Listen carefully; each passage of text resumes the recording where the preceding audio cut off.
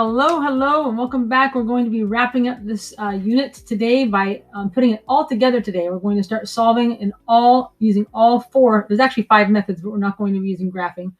So all of the other 4 methods, okay? So here's kind of a little conglomeration, and I'm going to attach a blank sheet like this for you. You can add and make your own sheet if you'd like to. This is just kind of shows all the 5 methods. We're not going to be using graphing as much, okay?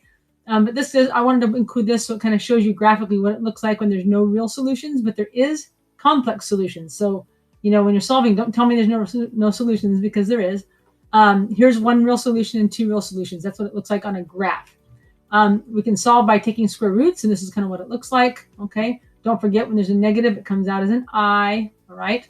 Quadratic formula, this always works. It just can be tedious, and you can make mistakes, okay? These are the 2 the most common up here. There's factoring, and you always look for factoring when there's no number in front of x squared. That's the nice way to factor. Factors of 6 that add up to 5, okay? Completing the square. Remember, to complete the square, this coefficient in front of x squared must be 1, okay? In order to do that, if there's a number there, you have to factor it out. So usually when there's a number there, I just go straight to quadratic formula, because these are kind of the same things. It's just already put in the formula for you, okay? And then remember, this always works also. And then remember, we have to simplify here. Okay. Remember to always put this number out in the front of the radical. We're not going to put it behind the radical. It's always written as -4 plus or minus the square root of 5. Okay. All right. So let's get started. And what we want to do is be able to identify which method is going to be the most effective. All right. So in this case, if I have this, notice whenever I don't have a b term here, so an x term, they call it a linear term, I'm going to choose just a square root method, because I just have only the x squared term. Okay, so I'd probably use that method. I'd probably use square root method here. On this one, this looks kind of nasty because we have a coefficient in front of x squared. We do have a linear term here, a b term.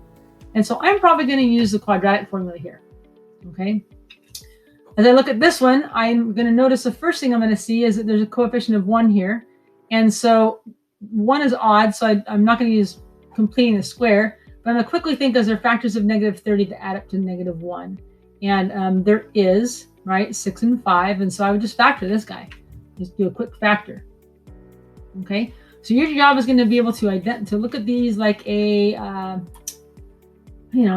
private eye, I guess, and investigator and see what to use. Here, this kind of looks like a factoring one, except a quick investigation would tell you that no, there's no factors of 2 that would add up to -6. And so here, I would probably complete the square, because there's still a coefficient of 1 here. There's an even number for b, so I could easily divide that by 2 without any weird fractions. And I could just move the 2 over to the side and complete the square. So I'd probably use the completing the square on this one, okay? And here again, on this one, I would probably use the square root method. And up here, by the way, I could still probably also factor, right? Because I could factor a difference of 2 squares quite easily as well. So that one could go either way, okay? So we're going to put these to use right here. So if I just did the square root method right here, it would be pretty quick. I just add 9 to both sides. 3x squared equals 9. Divide by 3. X squared equals 3. And then I'm going to take my square root. X equals plus or minus the square root of 3. Done. Now, how long did that take me? Maybe 30 seconds, okay? You will be timed on your quiz, and I'll give you probably 1.5 minutes. I'll give you 3 times what it takes me. So just be aware of that, okay? Wrap your head around it, practice it, and be good at it, okay? If you don't have confidence, that's when it kind of freaks you out. Okay, this one. This is a little ugly. So this is where I'm going to use a quadratic formula, okay? X equals the opposite of b plus or minus the square root of b squared. -4 times a times c, all over 2 times a. And then be very careful in your simplification process. Do not rush this. And I'm one to make mistakes. You guys have seen that a million times, so it's nothing new. So I'm just as bad at rushing sometimes as anybody. So I know I'm a pro at that, okay? So we're going to have just go 4 times 6 times 7.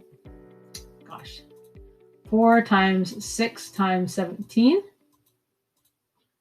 And it gives me 408. And I know I have a negative times a negative. That's a positive. So I know it's going to be a positive 408. All over 12. Okay. So I'm going to go 13 plus or minus the square root of, and then go 408 plus 169, and it's going to give me 577. Now this is going to be kind of an ugly number because it's kind of big. I'm going to see if are we divisible by 3 maybe? We're not divisible by 2. No, we're not. So 577, are we divisible by, let's go 7. I don't think we are. 577 divisible by, it would be 9. Let's see, what's my next prime number? 11. That might be as far as we can go. So x equals 13 plus or minus the square root of 577 divided by 12. I am curious if there's anything divisible in there. Okay, I don't think there is, so we're just going to leave it like that for now. Okay, so that's your answer. Okay, I would definitely use quadratic formula on that one.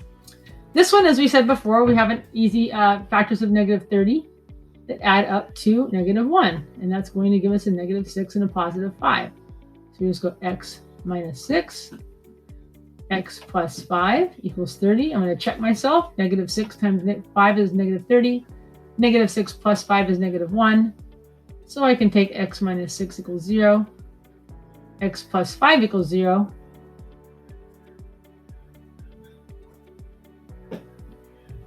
So x equals 6 and x equals negative 5.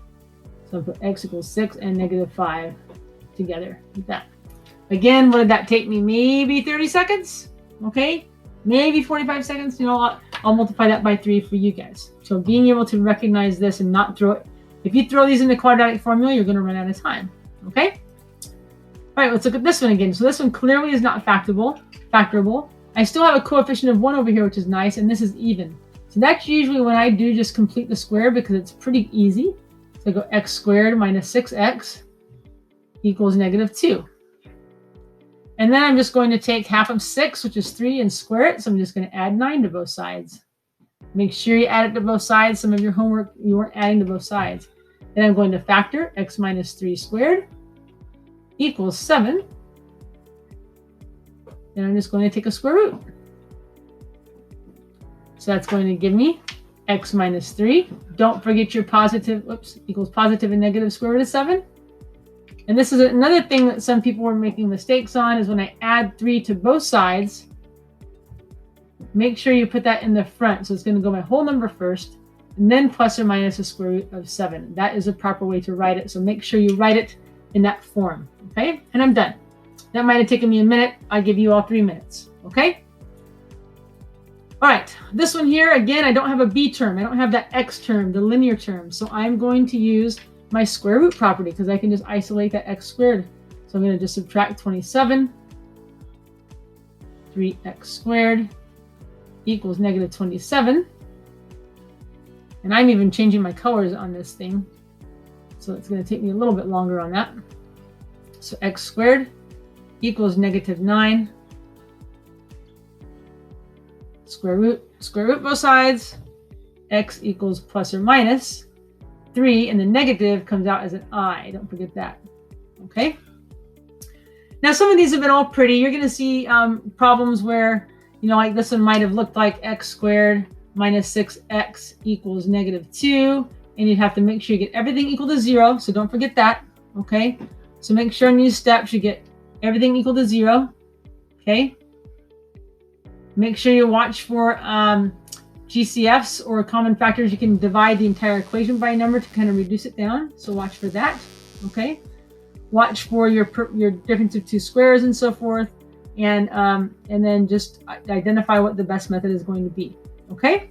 So go ahead and you have an assignment in 2.6 part 3. There's going to be parts that tell you what to use. You know, it's going to say solve by factoring, solve by completing the square, and then there's going to be a whole section on solve and the best method. Please practice that because that's the way it's going to be on a test.